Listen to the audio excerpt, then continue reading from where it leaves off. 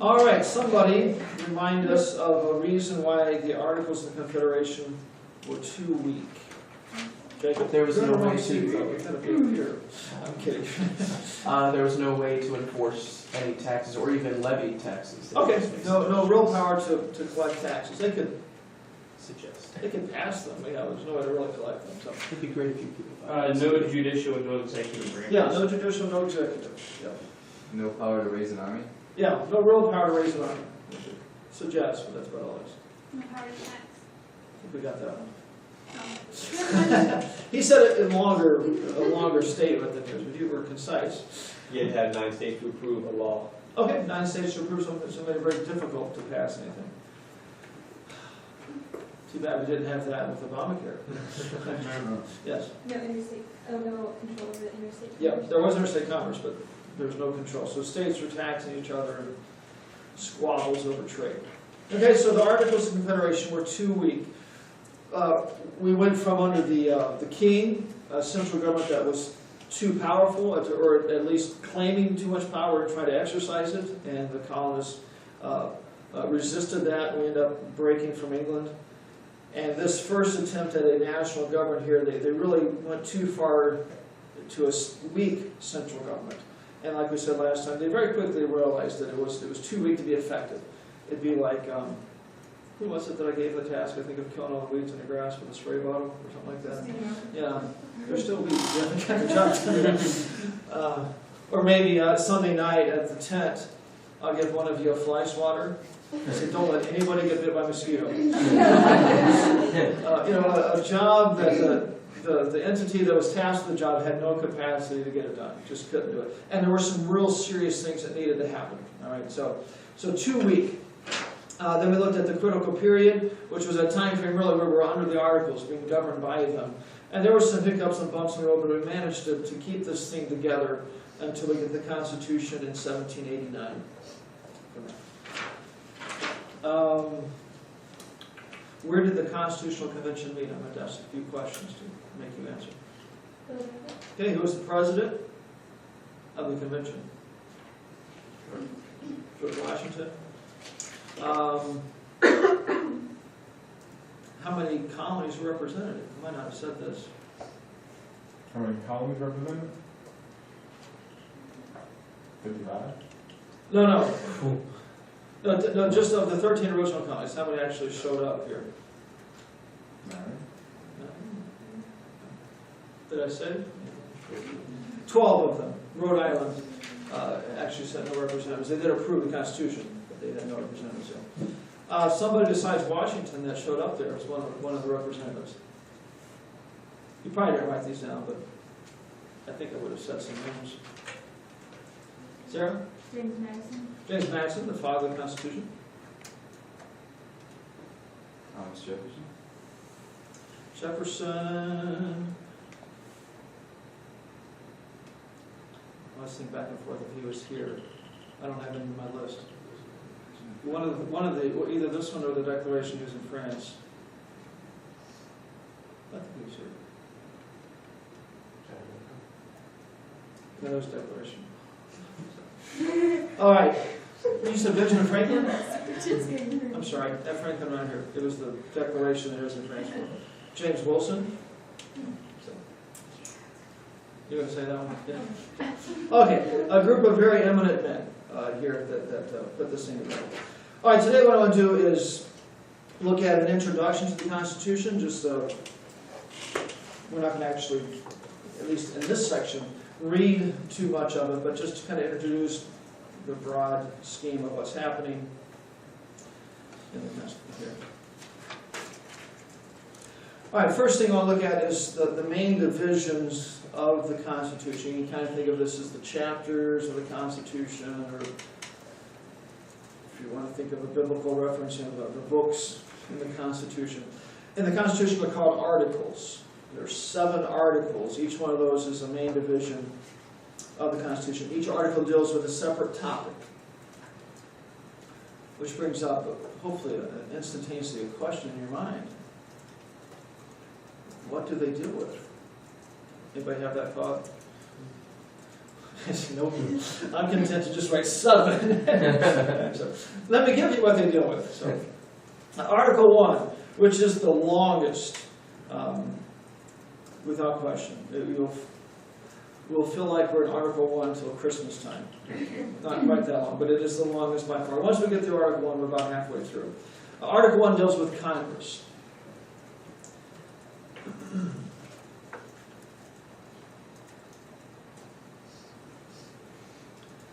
You don't have to grab a copy of the Constitution, but if it's handy, you can, or I'll read it to you.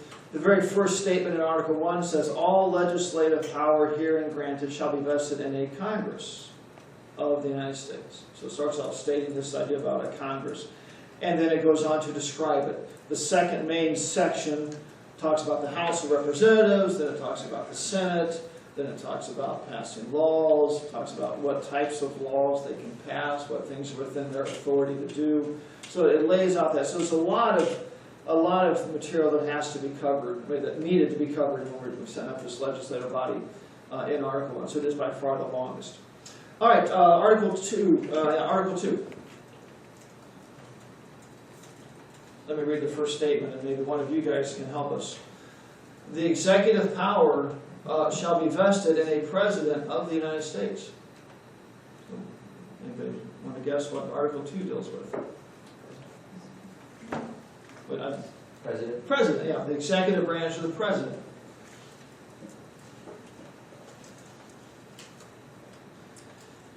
It's not nearly as long, but definitely after Article 2, they get shorter and shorter and shorter. All right, so it lays out what the president can do, what he can't do, how he's elected, how old he has to be, how long he has to be a citizen, how long he has to live in the United States. So all kinds of things about the president. Okay, Article 3. Here's the way it starts. The judicial power of the United States shall be vested in one Supreme Court, and it goes on from there. Yeah, or the judicial branch, the Supreme Court and all of the federal courts.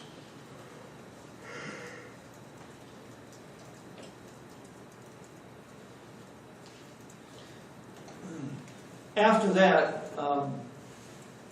it's not always quite so obvious from this first statement what's covered in the article, so I'll give them to you.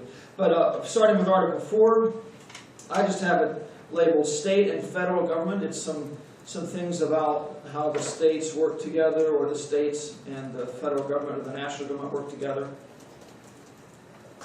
The first statement there talks about each state having to recognize public acts and things from other states. If, I don't know, if we get Robert declared legally dead in Indiana, other states have to recognize that. Those types of things. If I own some property in the state of Indiana, other states have to recognize my deed to that property, even though they're not. It's from a different state. Right? One of the issues with gay marriage is this statement here, that other states are supposed to recognize those. There is some wiggle room here where Congress can regulate it and not require this, but the default position is states have to recognize things done in other states. If I get married in Indiana, or I got married in Wisconsin, and I came to Indiana, the state of Indiana is supposed to recognize that marriage. So it deals with things like that, how states work together, and also how states and the national government, some connections there, and how that has to operate. So state and federal government is the way I have it labeled. Article 5. Now we're getting down to, if you can see my page, Article 5 starts there and ends right there. That's where Article 6 starts. And we're talking about this a little bit and that a little bit. And it starts off, whenever the Congress, whenever 2/3 of both houses shall deem it necessary, shall propose amendments to this Constitution. It talks about how to amend the Constitution. A very difficult process, intentionally so. Constitution should not be changed just willy-nilly all the time. They're intentionally slow and difficult. We will look at it. So Article 5 deals with how to amend the Constitution. Article 6. This might not be the most satisfying title for it. I just have general provisions. Kind of things that didn't fit anywhere else. So this is the junk drawer maybe of the kitchen. Some general provisions. Not that the things in it are junk, but just some general statements. And then Article 7, the last one, deals with ratification. What had to happen before we as a country began to operate under the Articles, under this Constitution. We were operating under the Articles. How would we make that switch? Talked about the 9 states ratified it and that type of thing. Okay, yes. Could you repeat the first one, please? First one is Congress. Okay. Deals with Congress. While we're looking at here these 7 divisions, let me mention a couple other things here. And at least for me, it's handy to use this as I did my outline. We have the Constitution divided up into articles, and then the next main division is sections, and then from there it goes to paragraphs. And my notes follow that outline. I have Article 1, Section 1, Paragraph 1, and I have notes about that paragraph. That might be handy for you as you're taking notes, then you at least know which part of the Constitution you're trying to describe in your notes. You can go back and read it. But it's article, section, paragraph, and if you really want to get deep into it, you can, there's phrases, a certain phrase in a certain paragraph and that type of thing. So here you can see Article 1, Section 2, and you flip the page, Section 3, starting here. So there's an outline built into it, and for me at least it's handy to use that in my notes. A couple of the articles, especially the smaller ones, don't have any articles, or don't have any sections. Article 5 about amending is just one paragraph, so there's no sections to talk about. But anyway, that's the general outline of the thing. All right, questions about the 7 divisions? You guys were alive and excited when we were talking about anything other than class. And I've learned that it doesn't matter what it is, as long as it's not class. Everybody's involved and excited. So. All right, next thing here with introduction, we have the 7 main divisions, or the 7 articles. Now I want to look at what is the job of the Constitution. What is this thing supposed to do? I've got this split up into 3 different jobs. All right, first thing, it is to describe or dictate how the national government is to operate. It does reference state governments and give some stipulations about them, like it requires states to maintain a republican form of government. So there's some restrictions on the states, but generally it doesn't describe how the state governments operate. It describes how the national government operates. So that is, if you think about, well, how does Congress operate? Well, here, this thing is supposed to tell us. What is the president supposed to do? What is the Supreme Court supposed to do or not do? This thing describes it. So it describes how the national government is supposed to operate, not particularly state and local governments. That's left to state constitutions. And the state constitutions deal with states and everything down to the counties and cities and townships, all the way down the line. Okay, the second thing it does is it is the supreme law of the land. It is the final authority. If there's some conflict between what a state wants to do and what the Constitution says, the Constitution should win. Right? It is the supreme law of the land. There you can see a little difference under the articles. The national government was weaker than the states. Here, with their Constitution, in the areas that the Constitution gives the national government control, it is supreme. The states, they have to go along with what the federal government says in those areas. Today we've had the national government claim authority in all kinds of areas that it has no constitutional authority in, and still trying to maintain that supreme position. That is not correct. But the areas where it actually gives them control, they are the supreme law, and they get to make the final decision. So, okay, supreme law land. And then the third thing is a list of several things. These come actually out of the preamble of the Constitution. Let me just read the start of it, and then I'll list them to you. I have in my notes to secure, and then a list of things here, but it starts this way. We, the people of the United States, in order to form a more perfect union, and it gives a list of things here that at the end it says, do ordain and establish this Constitution for the United States. So in the preamble, they give a listing of things that this Constitution was supposed to accomplish, and let me give those to you. All right, so I have to secure, the first thing, a more perfect union.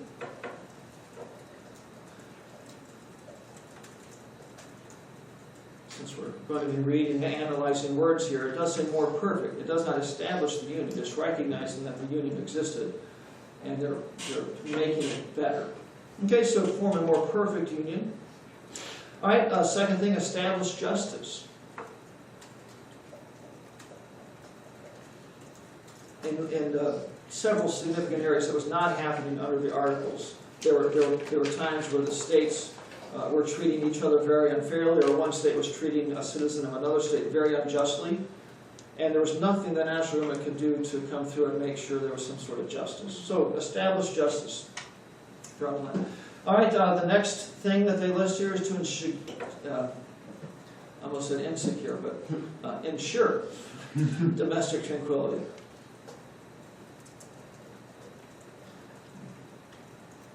It does not address in here husbands and wives arguing. Right? Maybe a good way to think of this, it's not referring to marriages and homes. The idea, I think, behind it mostly would be the idea of law and order, which we will talk about next semester. But basically, the thought that there are laws that the government, that are created by the Constitution and Congress, and everybody follows them. It creates an orderly society. If you can ever, I haven't played basketball on Sunday nights for a while, but to me, Sunday night basketball, law and order isn't the description. Okay, nobody follows the rules, and it's a little bit of a little Wild West. But if you got a ref there, this is his job. There's a little bit of law and order, and everybody knows the rules and how to follow them, and have an orderly game. And that's the idea, to ensure domestic tranquility, that law and order. All right, the next thing they list: provide for the common defense.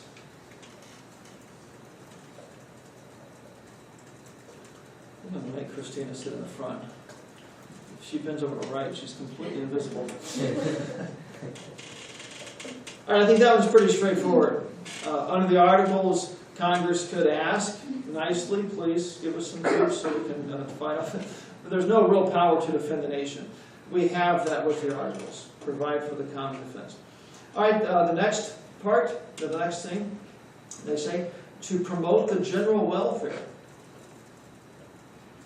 Now, the word welfare has been hijacked today. They were not talking about a spread the wealth scheme of giving money to people that refuse to work. Not that.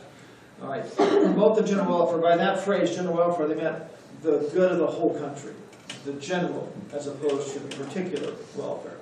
To allow the whole country to prosper. There's a phrase later in the Constitution that uses that same, there's a part in the Constitution later that uses that same phrase, general welfare, and they mean by that for the good of the whole country. It has nothing to do with one particular person being given money by the federal government. Something that's good for the whole country. So, promote the general welfare of the entire nation is the thought there. And then the last thing, to secure liberty. Not complete freedom to do anything you want, but liberty. Really the idea of free to obey God in the way that He describes and live our lives in a way that pleases God. Okay, so the job of the Constitution there. This is what it is supposed to be doing for us. All right, the next part, how to understand it.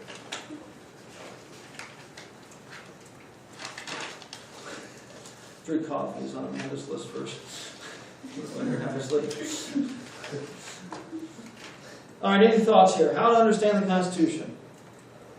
I really think that my notes here are a little absurdly simple, but often this is not done. So how do you understand it? You can read it well. Read it. That's my first point. Read the thing. Actually, look at the words. Read it. All right. None of us are rocket scientists in here. Yeah, maybe some of you will at some point. We will be able to understand the vast majority of what this thing says. There'll probably be a few spots we get to where you're thinking, I still don't know if I have that completely under control. But the vast majority is extremely straightforward. And just read it. Lots of people that are lawyers spend very little time actually reading this thing. Right? They'll read Supreme Court cases about what this thing says, but never actually read it. Right? It would be very much like only reading commentaries about the Bible and never actually reading the Bible. Okay, that's what happens too often. with our lawyers and people of that nature, even Obamacare being constitutional, supposedly. The Supreme Court declared that. Or I've talked before about the First Amendment restricts Congress. And if some governor got up and said, I'm a Christian, I think everybody should be a Christian, they would talk about, a violation of the First Amendment. Okay, what they're referring to is the fact that the court has declared that governors of states have to follow the First Amendment. It'd be great to see a governor stand up and say, wait a second, I'm not Congress. I think a whole lot of people might be surprised. It says Congress. Right, read what it says, all right? I'm not hoping to make you frustrated as we go through the year, but I hope that you are, as you see how much this thing is just ignored and violated, and it is not complicated. Right? You probably run across somebody that says, oh, that Bible is just so confusing, I gave up trying to read it, or something of that nature. Okay, that's a cop-out. Okay, there are things in here that we'll get to, especially some of the things about the court system. They give a listing of the types of cases, and they go into some legal jargon. And I'll give you a basic description, but I'm still in places not exactly sure what it means. But that's the minority. Right? There's a whole lot of it that's really, really simple. Just read it. All right? We're going to do more than that in here. So don't think, okay, we're going to read it once and walk away. So read it. All right, second thing is put it in its historical setting. We can go back and know what was going on at this time. We can know what was going on when the 16th Amendment was passed. The one that's used to justify, not the 16th, that's the income taxes. 14th Amendment, the one that's used to justify what Donald Trump referred to as anchor babies. Other people refer to that. The amendment that's used to justify that type of setup with illegal immigrants and all that. We can go back to these time frames and look at what was going on and read what these people actually said about it and their intent. It didn't come out of a vacuum. We can know what was going on. Much like the Bible, since we're using that analogy, we can go back and study the culture at Jesus' time and learn how different jobs worked in agriculture, and that gives us some insight into what the Bible's saying. The same thing here. We can put it back in its proper historical setting. To help us with that, you get a chance to read those Federalist Papers. Okay, those were written by the guys who helped write the Constitution. We don't have to sit back and wonder, what did Madison mean? He tells us. Right? In there. So put it in its proper historical setting. Let me back up and mention one thing with that first point, Rita. This is just kind of a side point. I've heard of lawyers who admitted that they never actually had a class like this, which to me is kind of scary. Never actually just sat down and somebody went through the words of the Constitution and they talked about what they meant. All of their classes were, here's these 4 Supreme Court cases, what do we think about them? And that type of thing, not actually looking at the Constitution. So, many of us in here, once we get done, will be more qualified for the Supreme Court than the racist Elena Kagan. No, it was Sonia Sotomayor that's the racist. Yeah. She's the one that said we need a Latino woman to make good decisions sometimes. Imagine if a white guy got up and said, sometimes we just need a white guy. All right, instantly, man, what a racist. But flip it around, and we've been bombarded not to think of it that way. But anyway, she actually said that. I mean, sometimes we need a Latino woman to help make a good decision. So anyway, I think we'll be ahead of her. She was one of Obama's appointees. All right, so we have read it, put it in its proper historical setting, and then the third thing. I have here, realize that it's just a piece of paper. You can phrase this lots of ways, but it's not self-executing. The people of America have to make sure it's followed. It's just a piece of paper. If somebody runs for president that's 20, and everybody votes for him, and he gets put into office, and nothing ever happens, and he becomes president, even though it's a clear violation of the Constitution. All right, we're the ones that have to make sure it's followed. We can gripe and complain as a nation about the Supreme Court violating the Constitution and the President violating the Constitution, but it falls back to us to make sure it happens. All right, it's not self-executing. It's just a piece of paper. I could I could gripe and complain about a certain academy student that wasn't doing his work and had gotten demerits 3 days in a row for not doing his work. Or I could go and make sure something happens and call parents. I just, before class, walked into his classroom to make sure it was done. I was going to kick him out until it was done. But I could sit in the office and complain about these stupid kids and they just don't follow the rules. But I'm the principal. It's my job to make sure they're followed. And it's the same with the Constitution. It's just a piece of paper. There's not some extra outside the United States entity like the UN that's coming in to make sure we follow our Constitution. We might get to that point. But there's no outside entity. It's us. We're supposed to make sure it's followed. So it's just a piece of paper. It's not self-executing. So, okay. How to understand it? Questions there? Yes? Is this for our benefit or for test and quiz? What's that? How to understand the Constitution? Both.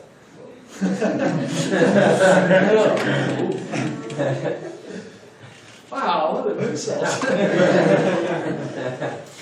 I'm joking. But no, it is for both, isn't it?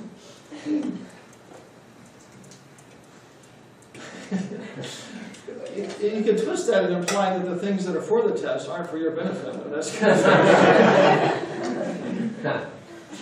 all right, next thing. Just one point here. Who wrote the Constitution? Where do we get this thing from? And the answer to that is representatives of the people.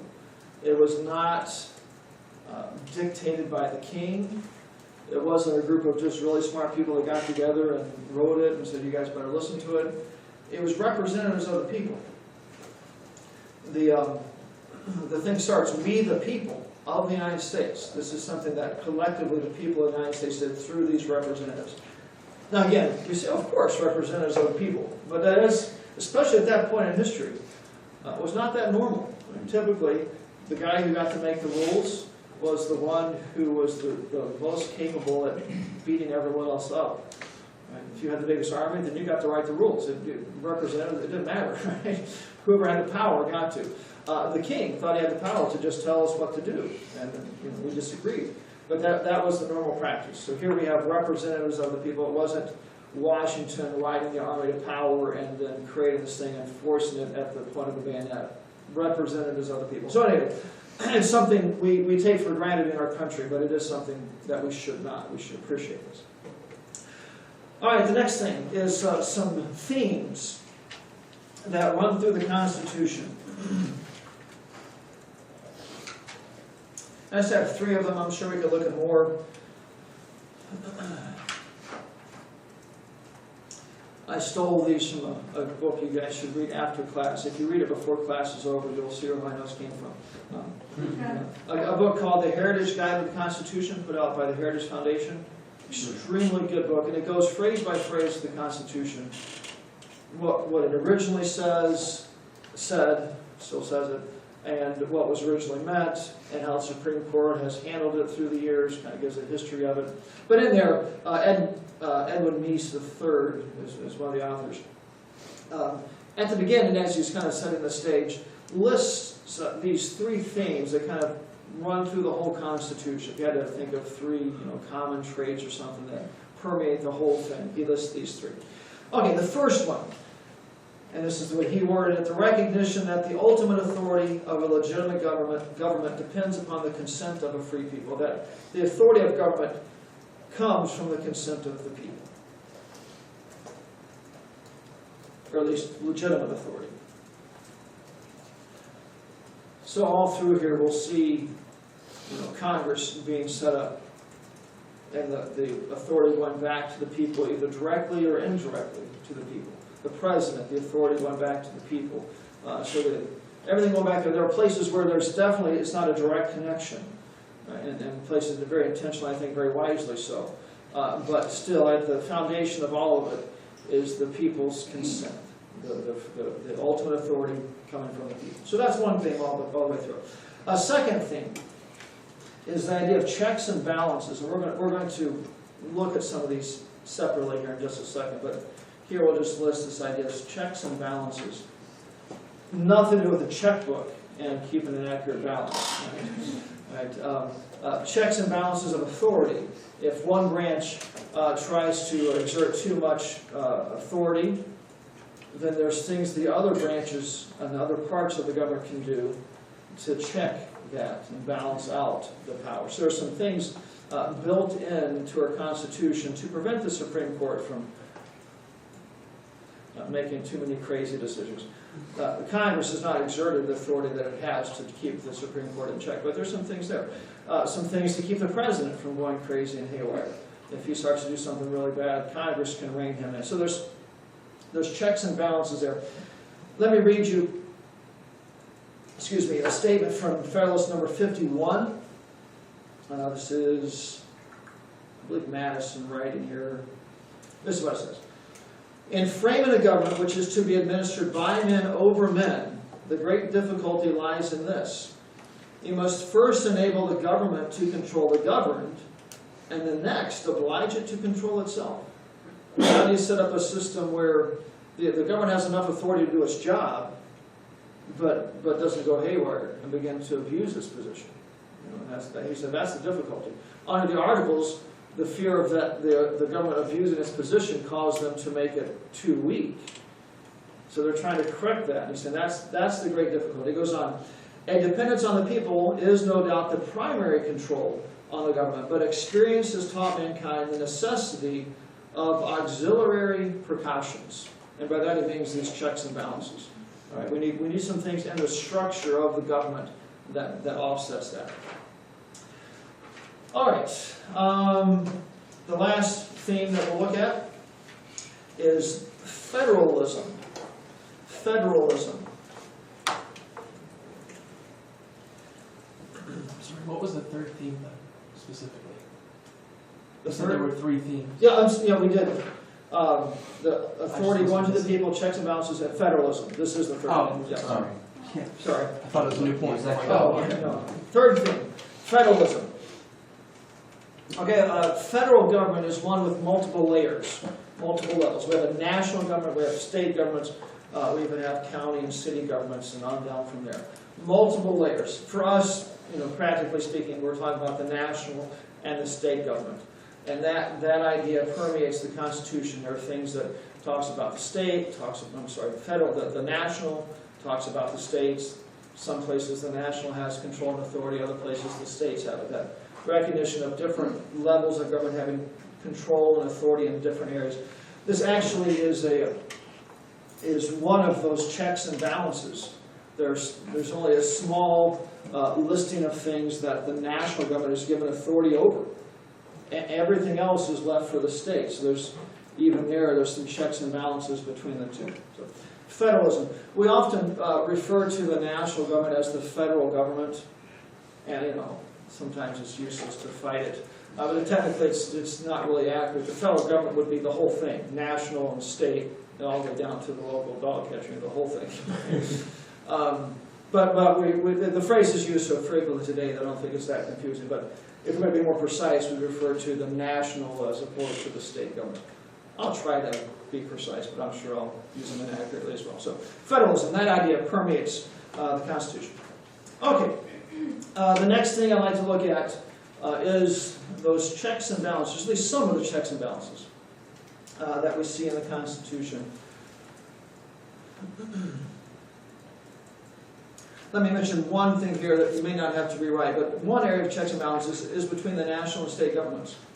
That there are certain things the states are given power over, certain things the national government is given power over, and that sets up some checks and balances. We're not going to run down through some examples of that, but that is a real, just referenced by Madison and others as some of these checks and balances. What I want to focus on right now is looking at the checks and balances between the branches of government. What do I mean by branches of government? Can someone tell me?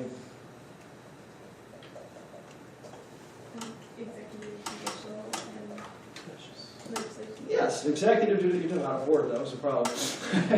Executive, judicial, and legislative, those are the 3 branches of government. Executive is the president and the whole administrative state that we live in. The executive, judicial, that's the court system, and the legislative making the laws. So if you back away from how those things have morphed today, we have one group that enforces the laws, the president.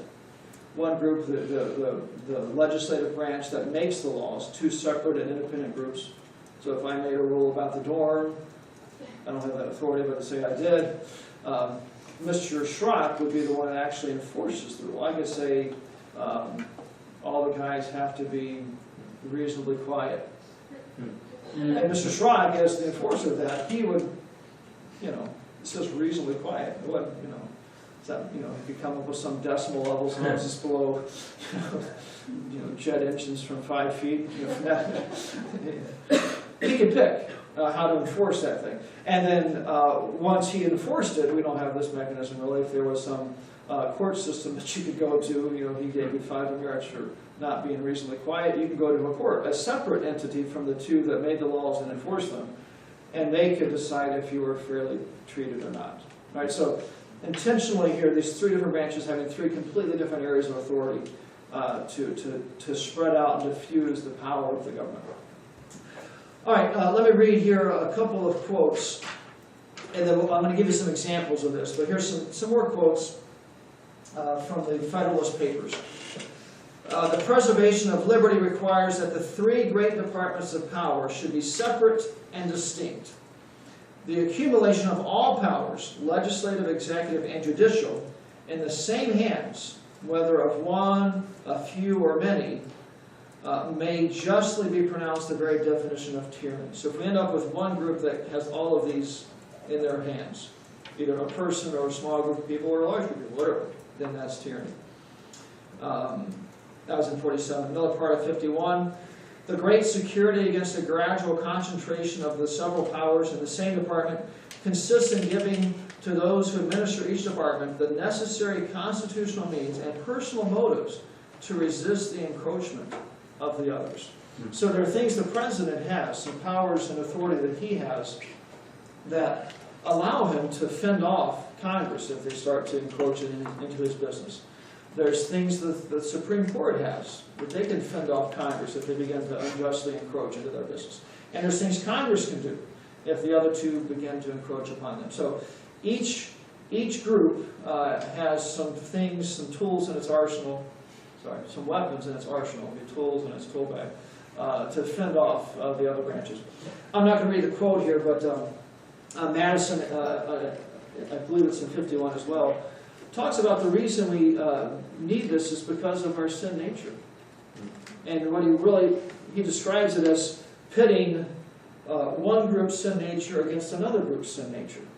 If you have a president who's greedy and wants to hog all the power, that's offset by Congress, which is also greedy and wants to hog all the power, and they fight over it.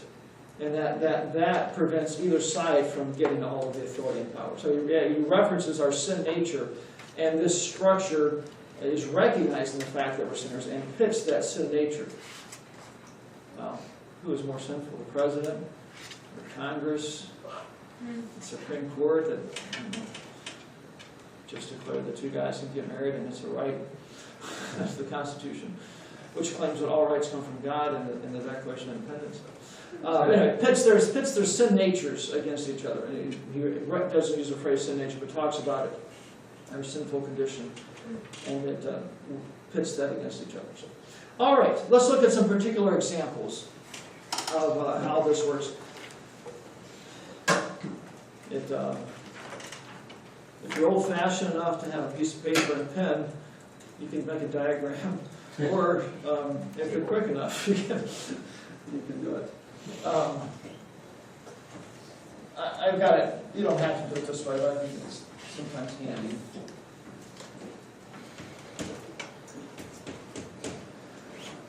All right, what we're going to do is we'll start off with the legislative branch. Here, the legislative branch.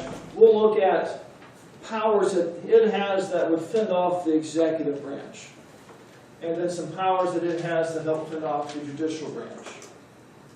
And then we'll look at the executive branch and powers that it has to fend off the legislative and fend off the judicial. So, yeah, you can do this as an outline, but if you like pictures, you can do this. All right, legislative versus the executive, and then legislative versus the judicial. All right, here's some things that Congress can do that helps keep the president in check. I've referenced some of these. I wish they would use these. The first one, they control the spending. And we've joked about turning the lights off in the White House. Yes. Forget to pay the fuel bill for the presidential limousine. You know? You've got to swipe the card next time, and it doesn't work.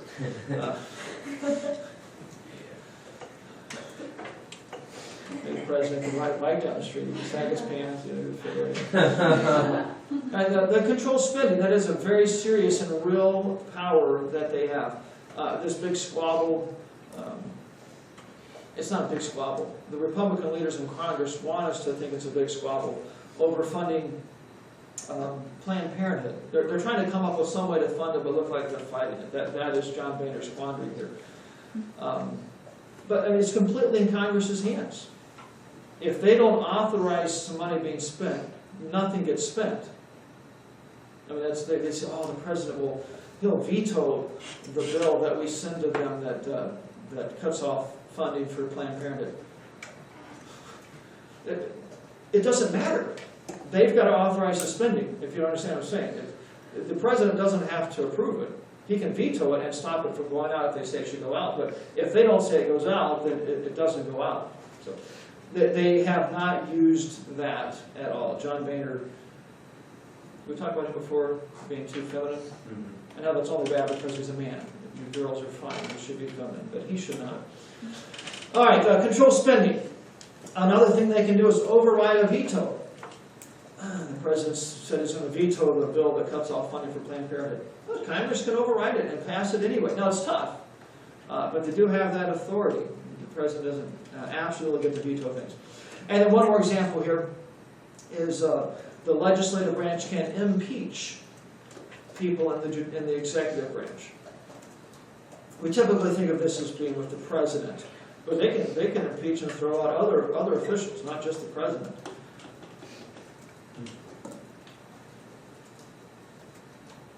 Doesn't happen very often. The last one was a sad day. Were you guys going to lie for Clinton? Yes. What was that, 96 or something? I'm on 3 years old. You were 3? 1? No. I was driving. I was out of college. But anyway, I remember I was riding down the road someplace, and I was hearing the reports about him not being found guilty in the trial in Congress, and it was just, there's lots of times where I wanted to drive my car into something, but okay. He was disbarred, kicked out of being a lawyer for his actions, but the Democrats in Congress felt that he was still qualified to be president. The man's a filthy pig that should be in jail for rape. Okay, that's where he should be. Beside his wife. Let him share the same cell.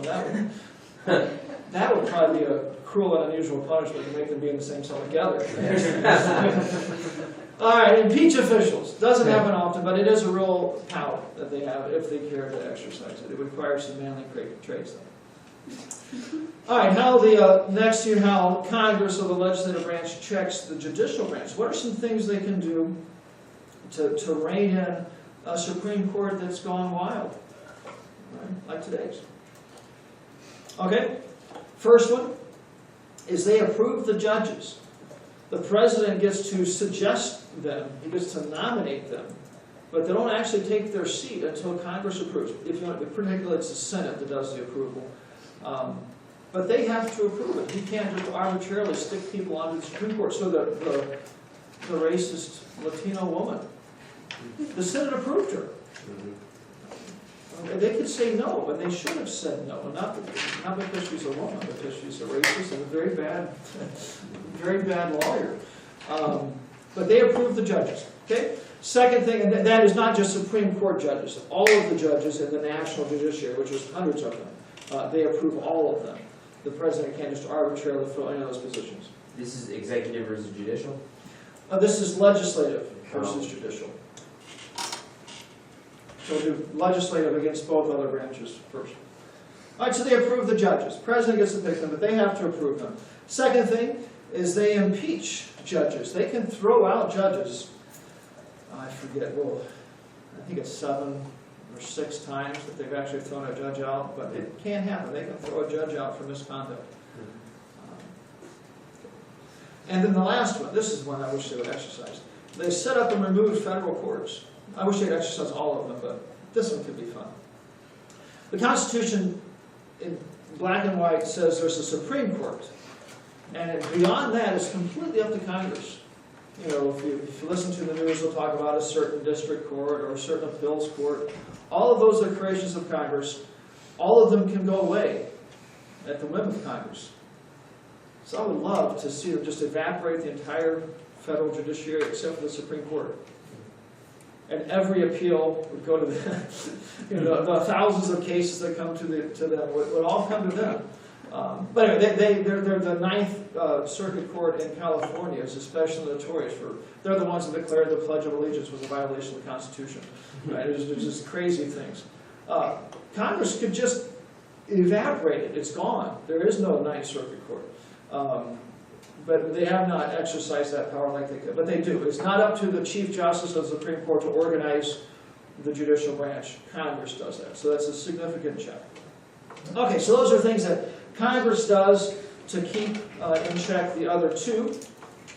Let's try to look here quickly at the things the executive branch or the president can do to keep in check the other ones. We're not going to get done with all of these. We can try to get done with the executive.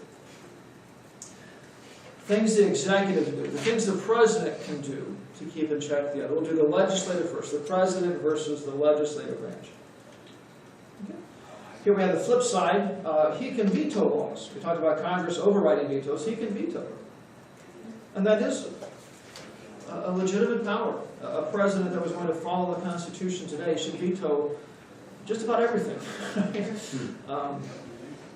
I heard an estimation by a man who's in Congress, a very conservative guy, but he said about 80% of the things Congress spends money on are for things that aren't allowed by the Constitution, which is an amazing stat. So veto laws, the president can veto. All right, another thing he can do is call special sessions of Congress.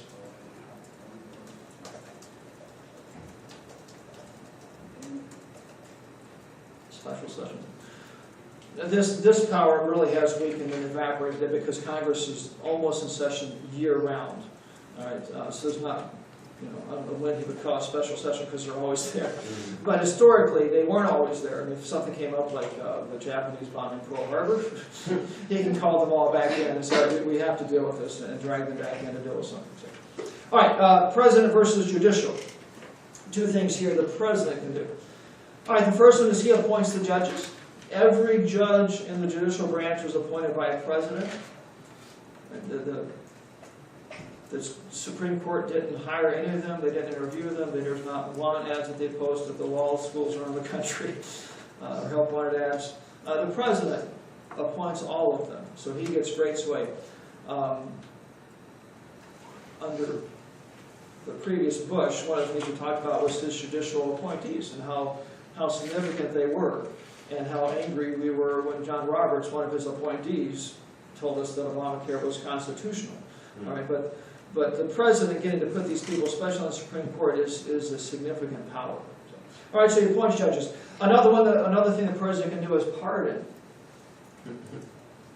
And this is, we'll get to it. There's really, it's a blanket power.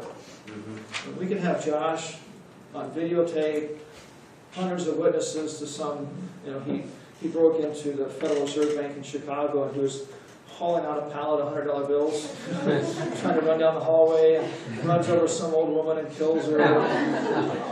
Got 45. We can have him dead. I mean, we can have no question he's guilty, and the president can say, he's going free.